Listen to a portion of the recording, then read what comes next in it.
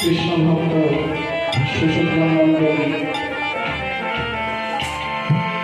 এই আজকের কীর্তন উদয়স্থ হরিনাম সংকীর্তন আপনারা যেমন ভক্তরা নিমন্ত্রিত হয়ে কীর্তন শ্রবণ করতে এসেছে,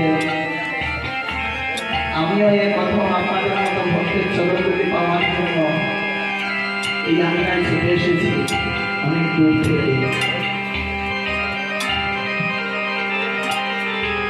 আসবার পর মহাপ্রভুর এমনই লীলা, মহাপ্রভুর এমনই কৃপা যে আমি স্বপ্নেও কল্পনা করিনি আপনাদের মতো পরম ভক্তবৃন্দের সম্মুখে দাঁড়িয়ে কৃষ্ণ কথা হরিকথা কীর্তন করার সুযোগ কোনোদিন পাবো।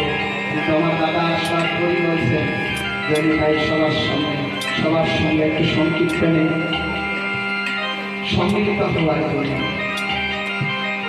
যাই হোক, আমি অধম না আছে সাধক ভজন, না আছে জ্ঞান।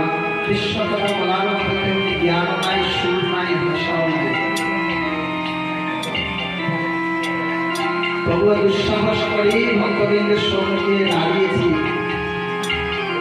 আমার গুরুদেবীর প্রদত্ত কৃপা অনুযায়ী যদি কিছু কোনো একটা প্রেম, এক কিন্তু প্রেম ভক্তের চরণগুলি থেকে সেই প্রেমটা আহরণ করতে পারি, সেই একমাত্র উদ্দেশ্য।